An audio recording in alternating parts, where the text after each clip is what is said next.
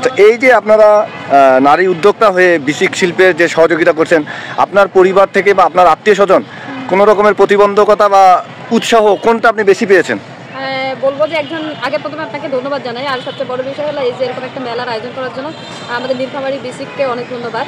আমরা নারী উদ্যোক্তা হিসাবে আসলে কাজ করতে গেলে অনেক সময় বাধার সম্মুখীন হতে হবে, এটা মানে অস্বীকার করবো না, কিন্তু প্রথম অনুপ্রেরণা কিন্তু পরিবার থেকেই পেয়েছি এবং তাদের সহযোগিতা পাওয়ার কারণেই আজকে এরকম একটা আমি শোরুম ওপেন করার সুযোগ পেয়েছি, এতগুলো প্রোডাক্ট নিয়ে কাজ করার সুযোগ পেয়েছি। আমরা মোটামুটি অনেকগুলো প্রোডাক্ট নিয়ে কাজ করি যেগুলো সবটাই হচ্ছে আমাদের পরিবেশ বান্ধব পণ্য।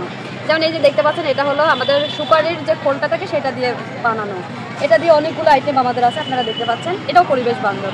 সবচেয়ে যেটা হলো যে আসমানি ফাউন্ডেশন একটি সামাজিক প্রতিষ্ঠান, তার যাত্রা শুরু হয় 2016 সালে, ঠিক আছে, 2016 সালে তাদের যাত্রা শুরু হয় স্যানিটারি ন্যাপকিন দিয়ে, যেটা মেয়েদের একটা প্রয়োজনীয় জিনিস, প্রতি মাসে প্রয়োজন হয় সেটা। আর পাশাপাশি হচ্ছে আমাদের এই যে কাপড়ের তৈরি স্যানিটারি ন্যাপকিন, যেটা ওয়াশেবল এবং হচ্ছে একবার ব্যবহার করার পর আবার ব্যবহার করা যাবে।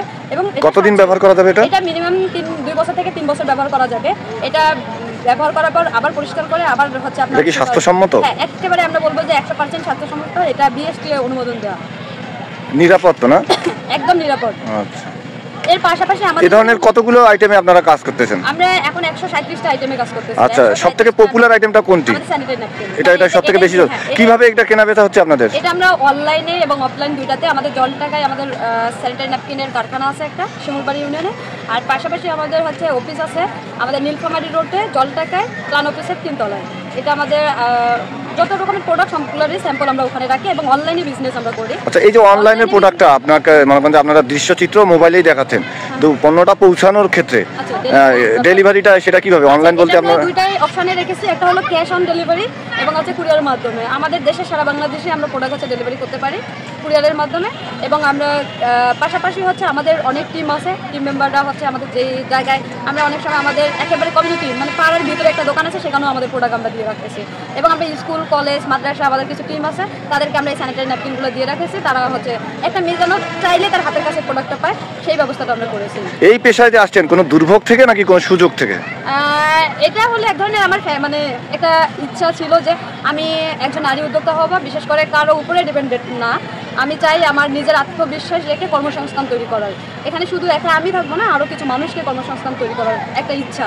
এই ইচ্ছা থেকে আসলে আমার মানে তেমন কোনো দুর্ভোগের সম্মুখীন আপনি হননি? দুর্ভোগকে ঠিক না, কারণ আমি মনে করি যে একজন মানুষ তখনই মানে সমাজে তার একটা স্থান তৈরি করতে পারে, মানে অবস্থান তৈরি করতে পারে, যখন সে অর্থনৈতিক জায়গায় স্বাবলম্বী হয়। তো এই চিন্তা থেকেই আমি 2016 সালে শুরু করি, যখন আমি ইন্টারমিডিয়েটে পড়াশোনা করতাম, আর আজকে মাস্টার্স করেছি। তো এই উন্মুক্ত বিশ্বে এত চ্যালেঞ্জ নিয়ে একজন নারী উদ্যোক্তা হিসাবে আমাদের মতো প্রত্যন্ত অঞ্চলে জরাজীর্ণ অবস্থায় থেকে আপনি যে নিজেকে মেলে ধরার যে ভূমিকা রাখলেন, এবং আপনার থেকে আরও অনেক মেয়েরা এই পেশায় আসবে এবং তারা আরও একটা অবাধ পরিবেশ পাবে, এবং যারা আসতে চাচ্ছে তাদের যে প্রতিবন্ধকতা সেগুলোকে আপনি কিভাবে অ্যাভয়েড করার পরামর্শ দিবেন? এই ক্ষেত্রে আমি একটু মেসেজ দিয়ে রাখি আপনাদের মাধ্যমে, সেটা হলো আমরা আমাদের প্রতিষ্ঠানের 3টা জিনিস আমরা খুব ক্লিয়ারলি বলতে চাই।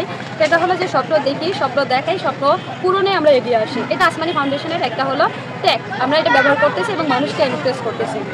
তো এই যে স্বপ্ন দেখায়, স্বপ্ন পূরণে এগিয়ে আসে, একটা মেয়ে যখন বা একটা মানুষ যখন স্বপ্ন দেখতে পারে, সেই স্বপ্ন পূরণের অনেকগুলো ধাপ আছে, সেই ধাপগুলো কিন্তু ঘরে শুয়ে থাকলে পূরণ করা যায় না।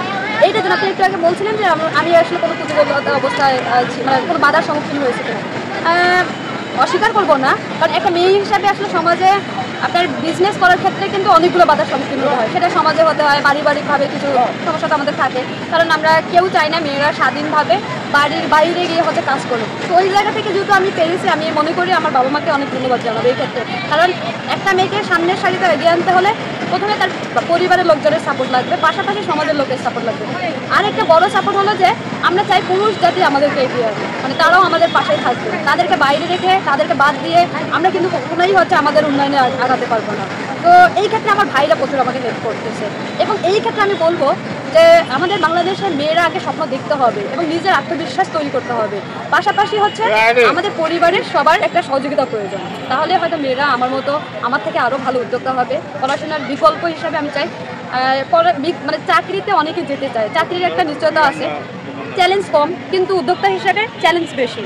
কিন্তু চ্যালেঞ্জ নিলে নিজেকে স্বাধীনভাবে হচ্ছে সমাজের কাছে উপস্থাপন করা যায় এবং কিছু মানুষের কর্মসংস্থান তৈরি করা যায়। তো আমি বলবো যে সবাই পড়াশোনা শেষ করে শুধু চাকরি পিছনে না ছুটিয়ে একটা কিছু তৈরি করুন বা একটা কিছু শুরু করুন। বিজনেস হতে পারে, আপনার নিজের যেটা ভালো লাগা সেটাই আপনি শুরু করবেন, এটাই।